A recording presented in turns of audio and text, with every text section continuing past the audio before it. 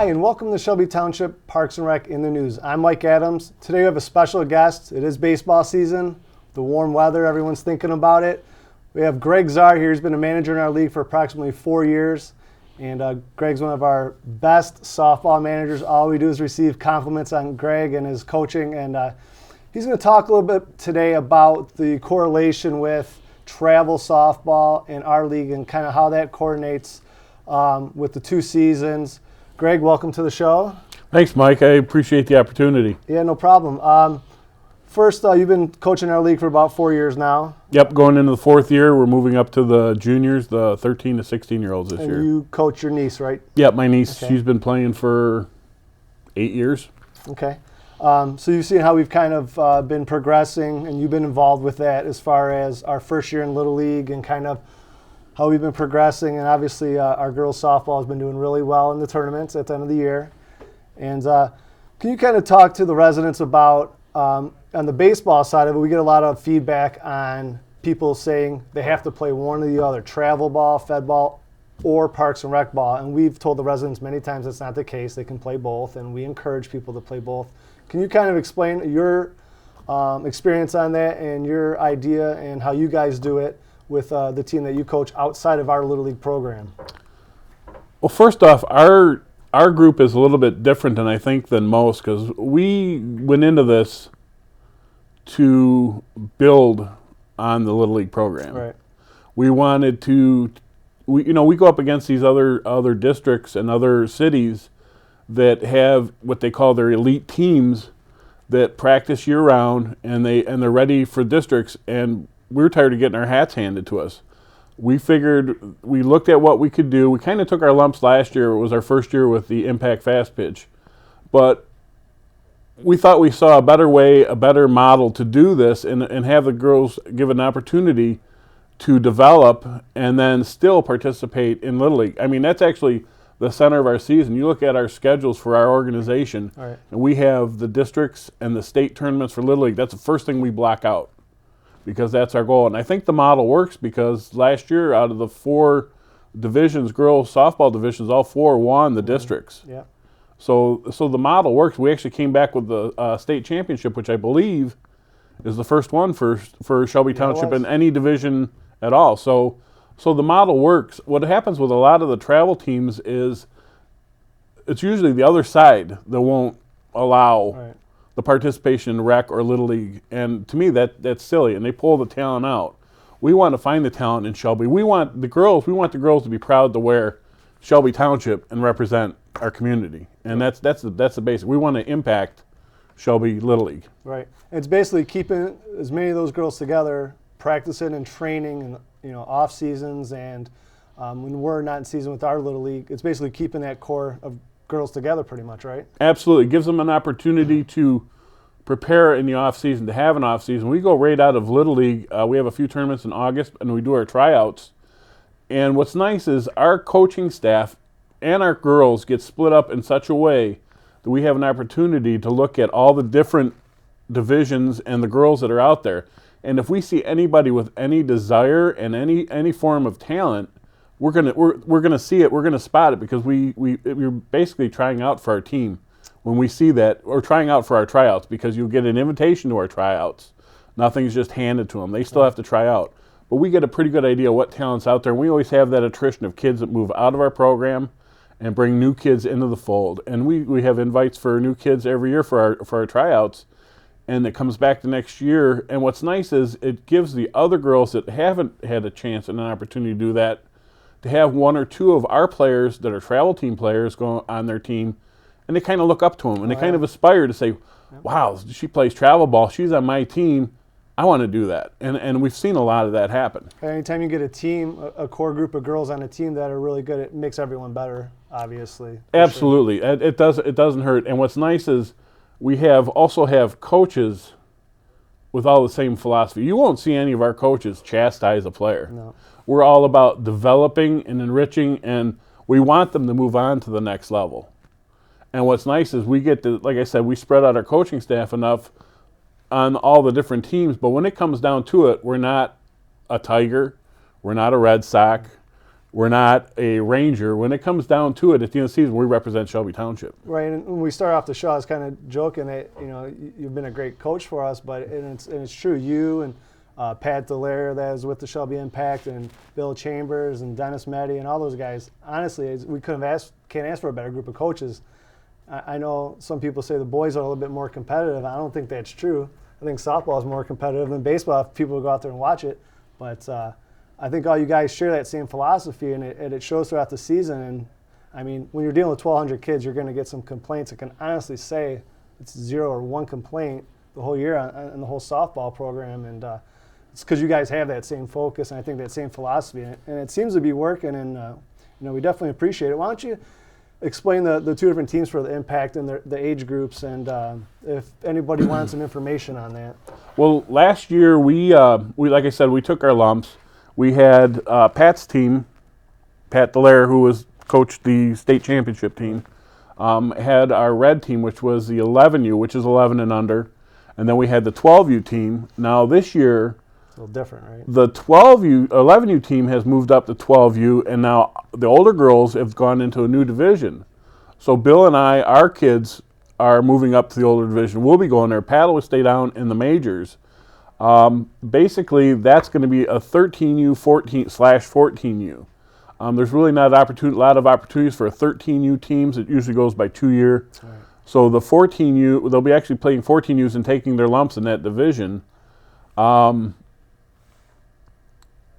I guess what I would say is, if they go out for Little League here, we're going to see them. Right, and they'll get the information, right?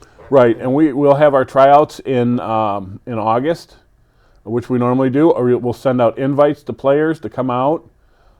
And like I said, we promote Little League as a function of our club. Right, and I think you, Pat, and Bill, do a great job with that. And we've been told that there's other leagues that will not let kids play on the team or in their league if they are going to play Parks and Rec Little League.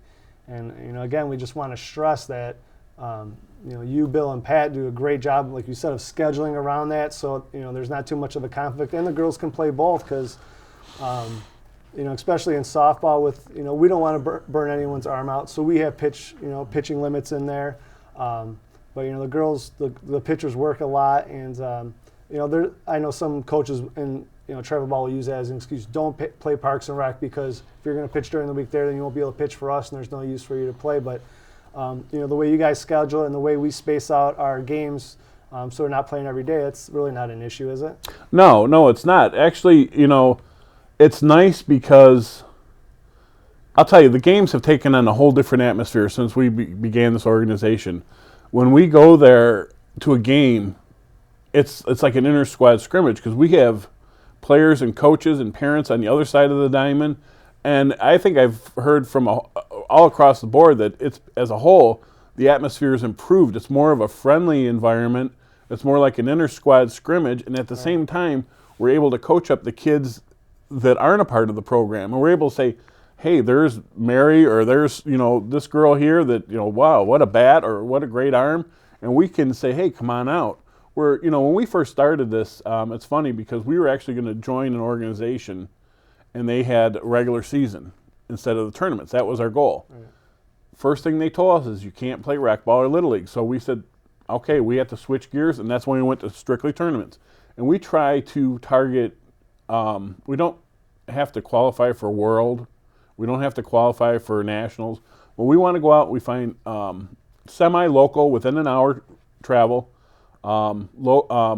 unsanctioned tournaments with local talent where our girls have a chance to compete. And one thing that we really stress is we don't only want them to, it's not about win, win, win. And it says right in our organization's mission statement, we want them to be ambassadors of the game. And what a better way to be an ambassador than to represent the community you come from. I mean, we've even adopted a section of road to take care of in the community. Yeah. It's all about being part of Shelby. And you guys, I've seen one of your schedules, you guys have like 6 or 7 tournaments already booked, don't you? I believe Pat has 6 or 7 tournaments, and I think a half dozen what we call friendlies, which are double headers where they'll invite another team out and play a double header. I think we're at 5 tournaments now, looking at a couple more to lock in. And then we also play what we call fall ball, which is a whole nother little season, which is nice. That gives us the opportunity to look at the new girls we brought in from Little League, to incorporate them in the team and give them a chance to get a taste of it before we actually go out and start our tournament season the next year. And then we have a great facility here with right in town here that we can go there and practice at night at extra innings. Right. And it's just been a win-win situation. Yeah, it is. I think that's the best of both worlds. You're getting the practices with us. You're getting your 15 regular season games, our playoffs, and then the end of season, our Little League tournament.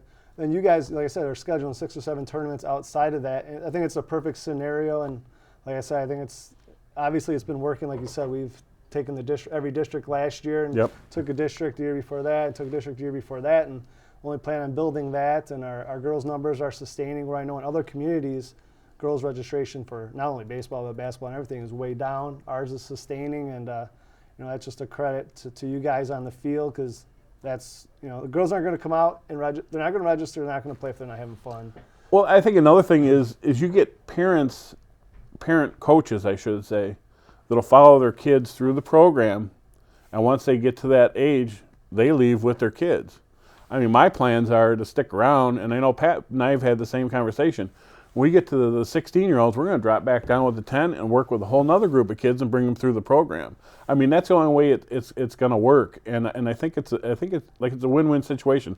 As corny as it may sound, I think we will make an impact on Shelby softball. And I think you have. If you have any questions on our league, we do have some room left in our girls' minors, majors, juniors. Give us a call at 731-0300. If you guys have any question on the Shelby Impact, we can get you in contact with Greg or Pat Delaire or Bill Chambers, and they'll get you all the information that you guys need for the Shelby Impact. Greg, thanks a lot for coming. We appreciate it. Yep. We look forward to a good year coming up. I'll tell you, still out of all the games we do all year long, the most fun we ever have, and I think I can speak for most of our organization, is when we have our Shelby Township Little League night games. That's still one of the best opportunities to play under lights here at home. Yep, we'll keep that in mind when we do the schedule for this year. Thanks, Greg. The picnic shelters at Riverbends Park are available for rent starting January 9th, 2012. Reservations for the Bittersweet, Hickory Grove, and Maple View shelter will be accepted for groups for the months of May through September. For available dates, please contact Shelby Township Parks and Recreation Department at 586-731-0300. Amenities include a number of picnic tables, 8 grills scattered throughout the main park area, playscape and disc golf course, horseshoe pits and volleyball nets. For more information and residential and non-residential fees. Hello and welcome to Shelby Township Parks and Recreation in the News. I'm Joe Youngblood. With me is Mike Adams from the Shelby Township Parks and Recreation office. Here on Shelby Township Parks and Rec, we'll be keeping our residents updated with all the latest special events and programs coming up this year, 2012. Mike, we have the new newsletter going out. Some exciting stuff in there. Pretty big newsletter. Yes, this is our biggest one of the year. Our summer one always is. This one is going to be 56 pages, and it will be mailed out in the next day or two to all Shelby and Utica addresses. So there you have it. It's we'll get a shot here of the newsletter so you know what to look for. If we get a copy of that from Andrew and Art. This will be coming in your mailbox, as Mike said, very soon. And also there will be a copy of this online at shelbytwp.org. Once again, shelbytwp.org. It's the township website. And many of the activities in our newsletter you will be able to register from the comfort of your own home. Mike, if somebody wants to register for a program, how would they do that online? It's really easy to just go to the website that you just gave and click on Parks and Recreation. On the left-hand side, there's some links there, and it's really easy to find. They can look at the newsletter, and then they can register online. It's very simple. If they don't have their household information, they can call us, and we'll give them that information. They can always do it online after that. Very good. Also, the switching gears for 1 minute, wanted to include this for the Shadbush Nature Center.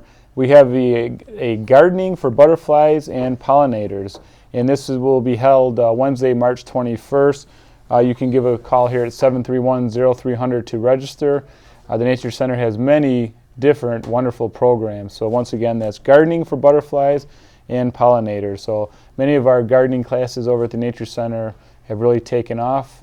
So call quickly before it fills up.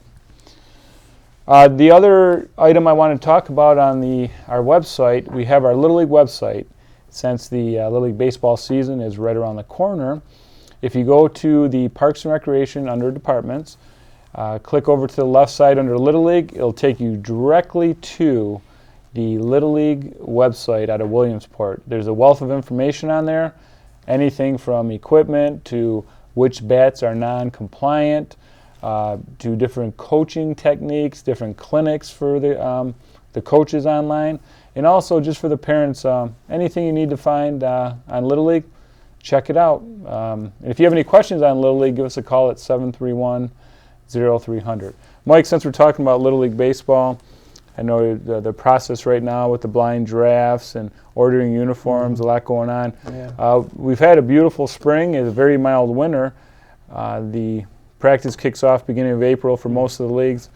We've had some parents call, want to know, when will I be notified? Will the coach call? So give us an overview of what the parents should be looking for. Yeah, like you said, most of the leagues start up around the 8th or 9th of April. Some are staggered a little bit, the coach, pitch, and tee-ball toward the end of April. So we will be having our coaches meetings in the next 2 to 3 weeks. So people really shouldn't be getting a call till probably around maybe April 1st, April 2nd, somewhere in there. They know what day they registered on. The coach will be calling them, and they'll let them know, when the first practice is and at what field and what team they're on. But probably around April 1st or 2nd at the latest. So, they'll definitely have over a week's notice before that first practice. Okay. And also keep in mind, the Little League player will receive a Major League Baseball hat, Major League Baseball shirt, and also the socks that match the uniform. The players are required to buy some white pants, or it's not required but recommended they get the white pants. Also, we do have a deal with Full Contact Sports, and you can contact us. Or also, Mike, I believe you sent an email out to everyone registered with the contact information to Full Contact Sports. They're running a nice deal for all our Little League members, so you can check it out. And the other thing, extra innings baseball this year, I think we have some still going on. They ran a nice offer for all of our Little League members this year with some pitching clinics. And Mike, talk to us a little bit about that, because I know we've had some good feedback. Yeah, Extra Innings was offering. I emailed mostly everyone that was already registered about these pitching clinics. They've had 5 or 6 separate dates, and I believe the cost was $10. Yeah, you couldn't beat the cost. Yeah, I mean, for I forget how long the clinic was exactly, but the feedback we've gotten has been great, and they extended it a couple weeks. I think there's 1 or 2 Sundays left. It's on Sundays in the afternoon, and they split the kids up by skill level after the first or second time they were there, so they could work more directly with a coach and the other kids kind of around their skill level. And they've been averaging like 40 to 60 kids per day, so it was a great deal from Extra Innings, and I'm glad they worked with us on that. No, that's very nice, and a great facility that Dan Vitale has over there at Extra Innings, 23 Mile Road just east of Shaner. So they also have a nice little pro shop in there, and it's great to have a nice relationship with them here in Shelby Township. Switching gears over to the Shelby Township news worth knowing. This is not only information for Parks and Rec, but we have many different departments, classes listed in here, including the library, the clerk's office, the treasurer's office, DPW, fire department, police department. Any of the departments that wanted to have anything listed in here, we have it in here. But staying with the Parks and Rec right now, we have, just to go through it a little bit, we have the Parks and Rec Pavilion rentals, Historic Hope Chapel rentals, Heritage Gardens, just a couple of different items. Flipping over to some of the special events, we have, Mike, I know one of your favorites, the Easter Bunny Lunch. Why don't you tell us about that? Yep, Easter Bunny Lunch is coming up Saturday, March 31st. It's at 11 o'clock. We do have tickets left if anyone's interested. Great event, obviously, if you want to get some photo opportunities with the Easter Bunny. We'll have a pizza, salad, and breadstick lunch, and plenty of time to get pictures with the Easter Bunny. Pizza lunch, can't go wrong with that. Nope. Nope. And Dr. Bam Barbette, another wonderful event that she is sponsoring, her dentist office is sponsoring. Followed by the Easter egg scramble that day over at Riverbends Park. This is an annual event. At 1 o'clock, the young kids kick it off for ages 3 to 5, and at 2 o'clock p.m. we have ages 6 to 10 get into a mad dash of over 10,000 eggs. We'd like to thank the Shelby Township Senior Center and our Shelby Township Macomb Action Club, which they'll come to the Senior Center, put all the eggs, stuff all the eggs with the candy, and once again, it's over 10,000 of them. So the seniors, thank you very much for all the hard work they do. And also thank you to Michigan Schools and Government Credit Union and Shelby Macomb Kiwanis Daybreakers for sponsoring this event. I know all the young kids in Shelby really appreciate it. Flipping around, we do have anyone interested like to put an ad in the Shelby Township newsletter, give us a call. We have many different classes, programs, fishing derby. This is one of the favorites held Saturday, June 9th. Mike, I know you and I off camera talked about this a little bit, but some of the different fish that we can find in Heritage Lake. Yeah, it's amazing. People don't realize, but during the fishing derby or when I see people recreational fishing there, and we do stock it a little bit extra for the fishing derby, but there's some 28-inch pike in there. There's some huge catfish in there that go 6-8 pounds. There's largemouth bass, smallmouth bass.